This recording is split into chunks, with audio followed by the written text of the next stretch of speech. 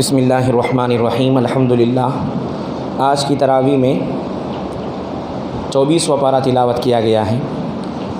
اس میں جو مضامین آئے ہیں نئے اور اہم مضامین، ان میں سے سب سے پہلا مضمون یہ ہے کہ اللہ تبارک و تعالیٰ نے حشر کے میدان میں جو ظالم اور مظلوم کے مقدمات پیش ہوں گے اس کی تفصیلات بیان فرمائیں۔ اللہ کے دربار میں جب اللہ کی عدالت لگے گی، حساب و کتاب کا وقت آئے گا، تو اللہ تبارک و تعالیٰ ظالم اور مظلوم دونوں کے مقدمات سامنے لائے جائیں گے۔ ہر مظلوم کو اس کا حق دلایا جائے گا، چاہے وہ مومن ہو یا کافر ہو، مظلوم اس کا حق دلایا جائے گا۔ اللہ کے نبی صلی اللہ علیہ وسلم نے اسی لیے فرمایا ہے، دنیا میں اگر کسی کا کوئی حق تم دبائے ہو، کسی پر ظلم کیے ہو، تو موت سے پہلے وہ حق معاف کراؤ، حق ادا کرو، ورنہ کل قیامت کے دن اللہ تبارک و تعالیٰ ضرور اس کا بدلہ دلائیں گے۔ آپ علیہ الصلاۃ والسلام نے ایک حدیث میں اس کی تشریح یوں فرمائی۔ آپ نے اپنے صحابہ سے فرمایا، اے میرے صحابہ، تم جانتے ہو مفلس کون شخص ہے، نادار شخص کون ہے؟ تو صحابہ نے کہا، ہماری زبان میں تو مفلس اسے کہتے ہیں جس کے پاس پیسہ نہ ہو، بینک بیلنس نہ ہو، درہم و دینار نہ ہو۔ تو اللہ کے نبی نے فرمایا، نہیں، میری امت کا مفلس وہ شخص ہے جو کل قیامت کے دن آئے گا، نمازیں بھی پڑھی ہوگی، زکوٰۃ بھی ادا کی ہوگی، عبادات انجام دیا ہوگا، لیکن ساتھ ساتھ حقوق العباد میں بڑا کوتاہ تھا، کسی کا حق مارا، کسی کو گالی دی، کسی پر تہمت لگائی اور کسی کے دل کو ٹھیس پہنچایا۔ تو اللہ تبارک و تعالیٰ فرشتوں سے کہیں گے، اس نے جس کا حق مارا ہے، جس کی غیبت کی ہے، جس پر تہمت لگائی ہے، اس کے نیک اعمال ان کو دے دو، نیک اعمال ختم ہو جائیں گے۔ تو اللہ تبارک و تعالیٰ مظلوموں کے گناہ اس کے اوپر لاد دیں گے، پھر اس کو جہنم میں پھینک دیا جائے گا۔ اللہ تعالیٰ نے فرمایا، محشر کے میدان میں مظلوموں کا حق دلایا جائے گا، اس لیے حقوق العباد کے بارے میں کوتاہی مت کرو، بندوں کے حقوق ادا کرو۔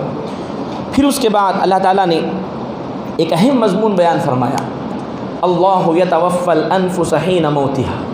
اللہ کی نعمتوں میں سے ایک اہم نعمت جو ہر انسان جس سے استفادہ کر رہا ہے، مومن بھی، کافر بھی، بڑا بھی، چھوٹا بھی، مرد بھی، عورت بھی، عامی بھی، نامی بھی، ہر شخص اس سے استفادہ کر رہا ہے، وہ نعمت ہے نیند کی نعمت۔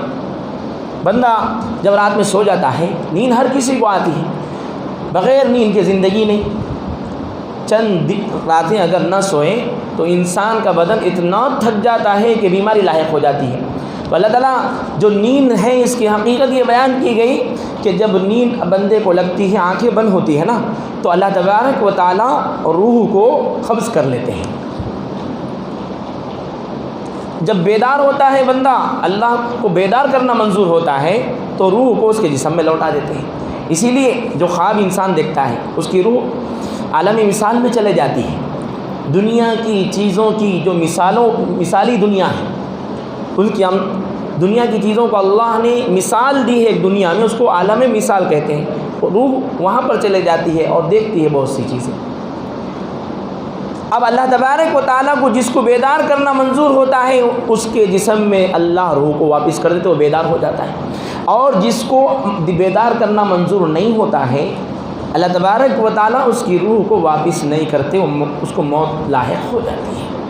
یہ ہے نیند کی حقیقت، اور یہ بہت بڑی نعمت ہے۔ اللہ تبارک و تعالیٰ اپنی اس نعمت کو بیان کر کے کافروں کو سمجھا رہے ہیں، جو عقیدہ آخرت کو نہیں مانتے، اللہ کی قدرت کو نہیں مانتے، اللہ کی طاقت کو تسلیم نہیں کرتے۔ ان نعمتوں کو دیکھو، یہ نعمت کس نے ادا کی ہے؟ اللہ ہی نے ادا کی۔ کلی اختیار تمام حیوان اور انسانوں پر اللہ کا چل رہا ہے، اللہ ہی تصرف کرنے والے ہیں۔ اس کے بعد سورہ غافر شروع ہوتی ہے، اس کو سورہ مومن بھی کہتے ہیں۔ غافر اس وجہ سے کہ اس میں اللہ تبارک و تعالیٰ کی ایک صفت آئی، اللہ ہی گناہوں کو بخشنے والے ہیں، غافر ہیں، مٹانے والے ہیں۔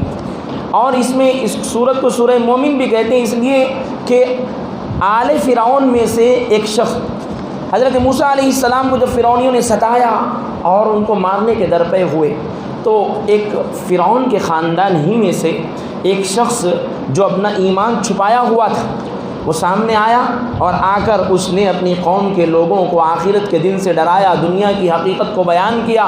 حضرت موسیٰ علیہ السلام کو قتل کرنے کی جو کوششیں کی جا رہی اس کا انجام بیان کیا۔ اس وجہ سے اس سورت کو سورہ مومن بھی کہتے ہیں۔ اس میں اللہ تبارک و تعالیٰ نے فرعونیوں کے بارے میں کہا اللہ نے ان کو غرق کر دیا اور ان پر صبح و شام عذاب پیش کیا جا رہا ہے قبر میں۔ اس آیت سے مفسرین فرماتے ہیں کہ عذاب قبر برحق ہے۔ اہل السنت والجماعت کا متفقہ عقیدہ ہے کہ اس دنیا کے بعد جب انسان کو موت لاحق ہو جائے تو جس حالت میں اس کو وہ اللہ کے پاس پہنچ، چاہے اس کو دفن کیا جائے، چاہے اس کو جلایا جائے، یا اس کی روح، اس کی جسم کی جلائی ہوئی راکھ کو ہوا میں اڑا دیا جائے، یا وہ پانی میں ڈوب جائے، اس کی لاش نہ ملے، تو ہر حالت میں اس کے بعد دنیا اور آخرت کے درمیان جو عالم ہے اس کو عالم برزخ کہتے ہیں، قبر کا عالم۔ اس عالم میں سوالات ہوں گے منکر نکیر کے، من ربک، ما دینک، ومن نبیک۔ پھر اس کے بعد جو جیسے سوالات کے جوابات دے گا اس پر عذاب مسلط ہوگا۔ کافروں کو، منافقوں کو اور گناہ گاروں کو عذاب ہوگا، یہ عقیدہ رکھنا ضروری ہے۔ بہت سے لوگ اس عقیدے کا انکار کرتے ہیں، اس وجہ سے انکار کرتے ہیں، وہ لوگ یہ کہتے ہیں کہ جب جسم سے روح نکل گئی تو عذاب کس کو دیا جائے گا، یہ جسم تو رل مل جائے گا، مٹی میں ریزہ ریزہ ہو جائے گا، پھر عذاب کس کو دیا جائے گا۔ حالانکہ حقیقی بات یہ ہے کہ روح کا جسم سے تعلق ہوتا ہے، ایک گونا تعلق ہوتا ہے۔ قبر میں بھی جب قبر میں انسان کو دفن کر دیا جائے تو روح تو علیین میں چلے جاتی ہے نیکوں کی، اور بدوں کی روح سجین میں چلے جاتی ہے، لیکن اللہ تبارک و تعالیٰ جیسے ہی قبر میں دفن کر دیا جاتا ہے روح کو لوٹا دیتے ہیں۔ اب جسم پر بھی عذاب، پھر اس کا اثر اس کے روح پر ہوتا ہے، روح کا ہمیشہ جسم سے تعلق ہوتا ہے۔ اس وجہ سے عذاب قبر برحق ہے، اس کا انکار کرنا کفر کے درجے تک پہنچا دیتا ہے۔ اس وجہ سے عذاب قبر کے حق ہونے کا انکار کرنا اہل السنت والجماعت کے یعنی فرقہ ناجیہ کے علامتوں میں سے بیان کیا گیا ہے۔ اس کے بعد اللہ تبارک و تعالیٰ نے انسانی وجود کے مراحل کو بیان کرتے ہوئے اپنی قدرت تامہ کو بیان کیا، اور اپنی اللہ تبارک و تعالیٰ نے اپنی طاقت کو بیان کیا۔ انسان ذرا اپنی جانب اور اپنی خلقت اور پیدائش کی طرف تو دیکھ لے، اللہ تبارک و تعالیٰ کی بڑائی کا اقرار کر لے گا، اللہ کی معرفت تجھے نصیب ہو جائے گی۔ اللہ تبارک و تعالیٰ انسان کو ایک بے جان ناپاک پانی کے قطرے سے پیدا کرتے ہیں، پھر اس کو اللہ تبارک و تعالیٰ جمع ہوا خون بناتے ہیں، پھر اس پر ہڈیاں چڑھاتے ہیں، گوشت چڑھاتے ہیں، ایک پورا وجود بناتے ہیں۔ ماں کے پیٹ میں تین پردوں میں اندھیروں میں اللہ تبارک و تعالیٰ انسان کی پرورش کا انتظام کرتے ہیں۔ پھر ماں کے پیٹ میں 9 مہینے تک اللہ تبارک و تعالیٰ ماں کی خون کو غذا بنا کر بچے تک پہنچا رہے ہیں۔ پھر دنیا میں آنکھیں کھولا، اس کا وجود تو پورا ہو گیا لیکن کمزور وجود ہے، محتاج وجود ہے۔ پیدا ہونے کے بعد، دنیا میں آنکھیں کھولنے کے بعد چھوٹا بچہ محتاج ہے، کمزور ہے، تو اللہ تبارک و تعالیٰ اس کے مزاج کے مطابق اس کی ماں کی چھاتی سے اس کے لیے غذا فراہم کر رہے ہیں۔ پھر اس کو اللہ تبارک و تعالیٰ بتدریج آہستہ آہستہ طاقت سے نوازتے ہیں، یہاں تک کہ وہ بالغ ہو جاتا ہے، جوان ہو جاتا ہے، پٹھے مضبوط ہو جاتے ہیں۔ پھر وہ دوسروں سے مقابلہ کرنے کے لیے چیلنج کرتا ہے دوسروں کو۔ پھر اللہ تبارک و تعالیٰ دھیرے دھیرے اس کو، اس کی عمر کو اختتام تک پہنچاتے ہیں، بڑھاپے تک پہنچاتے ہیں۔ بڑھاپے کا مرحلہ یوں کہہ لیجئے، پھر وہی بچپن کی کیفیت واپس آ جاتی ہے، انسان پھر دوسروں کا محتاج ہو جاتا ہے۔ اللہ تعالیٰ فرماتے ہیں یہ سب مراحل انسان پر لانے والے اللہ ہے۔ اب دیکھو یہ نعمت بھی ہے اللہ تبارک و تعالیٰ کی، اس لیے کہ انسان کے جسم میں، باڈی میں جتنی چیزیں کام کر رہی ہے سرکاری ہے، واپس لے لی جائے گی، لیکن اللہ تبارک و تعالیٰ فوری واپس نہیں لے لیتے، ایک دم واپس نہیں لے لیتے۔ سرکاری چیزیں ڈیوٹی پوری ہو جائے، ریٹائرڈ ہو جائے کوئی افسر تو فوری واپس لے لی جاتی ہے، جس گھر میں رہتا ہے اس کو بھی خالی کر دیا جاتا ہے۔ اور جو سیکورٹی دی جاتی ہے وہ بھی چھین لی جاتی فوری. لیکن اللہ تبارک و تعالیٰ انسان سے فوری یہ چیزیں نہیں چھینتے، دھیرے دھیرے قسطوں میں، کئی قسطوں میں اللہ تبارک و تعالیٰ یہ چیزیں چھینتے ہیں. یہ بھی اللہ تبارک و تعالیٰ کی بہت بڑی نعمت ہے. یہ چیزیں بیان کر کے انسان کو آخرت کی طرف متوجہ کیا جا رہا ہے. اے انسان، تیرا وجود فنا ہونے والا ہے، ختم ہونے والا ہے، لہٰذا آخرت کی تیاری کر، موت کے بعد کی زندگی کے لیے سوچ. اس کے بعد سورہ حامیم السجدہ شروع ہوتی ہے. اللہ کے نبی صلی اللہ علیہ وسلم مکہ مکرمہ کے صحن میں گوشے میں بیٹھے ہوئے ہیں، دوسری طرف کفار و مشرکین کا گروہ بیٹھا ہوا ہے. مکے کا ایک سردار ولید بیٹھا ہوا ہے، عتبہ بن ربیعہ ابو الولید جسے کہا جاتا تھا، مکے کا سردار ہے، بڑا فصیح و بلیغ اور بڑا ذہین آدمی. اس نے کہا اپنے گروہ سے، کفار و مشرکین سے، تم ٹھہرو، میں ابھی محمد کو منع کراتا ہوں، محمد کو ایسی بات کے لیے تیار کر لیتا ہوں کہ یہ جھگڑا ہی ختم ہو جائے گا. اگر محمد حکومت کرنا چاہتے ہیں تو ہم انہیں حکومت دینے کے لیے تیار ہیں. اگر محمد، اللہ کے نبی صلی اللہ علیہ وسلم کے پاس آیا وہ شخص، آ کر کہنے لگا اے محمد تمہارا مقصد کیا ہے بتلاؤ، تمہارا مقصد حکمرانی ہے، تو ہم حکمرانی دینے کے لیے تیار ہیں. یہ سب باتیں ختم کر دو، ہمارے معبودوں کے خلاف بولنا چھوڑ دو، آپ کی لائی ہوئی دعوت سے انتشار پھیل رہا ہے. کہا اس نے. تو اللہ کے نبی علیہ السلام نے جب اس نے سب کہہ لیا، سب باتیں کہہ دی، تو آپ علیہ السلام نے یہ سورت پڑھنی شروع کی. حامیم تنزیل من الرحمن الرحیم کتاب فصلت آیات. اللہ کے نبی پڑھے فاما عاد، ایک صفحہ پڑھنے کے بعد اس نے اللہ کے نبی سے کہا، محمد، آپ کے منہ پر انگلی رکھ کر کہا محمد خاموش ہو جاؤ بس. اس کے اوپر ایک ہیبت طاری ہو گئی اور اس کا چہرہ بدل گیا. اب وہ اپنی قوم کے پاس گیا.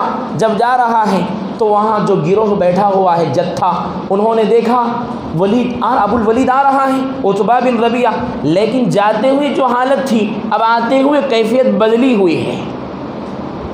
اب اس شخص نے جا کر قرآن کی حقانیت کو بیان کیا. جو کلام محمد نے پیش کیا ہے یہ کلام انسان کا بنایا ہوا کلام نہیں ہے. یہ کلام الفاظ کے اعتبار سے بھی، اپنی معنی کے اعتبار سے بھی بے مثال کلام ہے. یہ کلام انسانی کلام نہیں ہو سکتا. تو کفار و مشرکین نے کہا ابو الولید تم پر بھی محمد نے جادو کر دیا ہے اپنے کلام کے ذریعے سے. محمد کو جادوگر کہتے تھے. اللہ تبارک و تعالیٰ نے یہ تمام عناوین بیان کر کے ایمان والوں کو دعوت دی. دیکھو تمہیں جو کتاب عطا کی گئی ہے وہ کتاب الفاظ کے اعتبار سے، معنی کے اعتبار سے، ہر اعتبار سے انتہائی حقیقتوں پر مشتمل ایک کتاب ہدایت اللہ نے قرآن کی شکل میں تمہیں عطا کی ہے. لہذا اس کتاب کو پڑھو، اس کے مضامین کو سمجھو، اس سے ہدایت حاصل کرو. اگر تم اس سے ہدایت حاصل کرو گے دونوں جہاں میں تمہارے لیے کامیابی مقدر ہوگی. اللہ رب العزت والجلال ہم تمام کو توفیق عمل عطا فرمائے.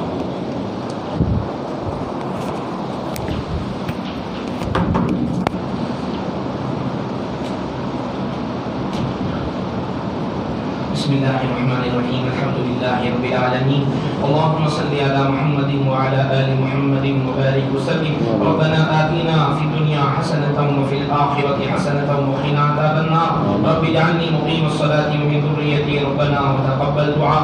اللهم أرنا الحق حقا وارزقنا اتباعه وأرنا الباطل باطلا وارزقنا اجتنابه. وصلى الله تعالى على خير خلقه ونور عرشه محمد وعلى آله وأصحابه وأهل بيته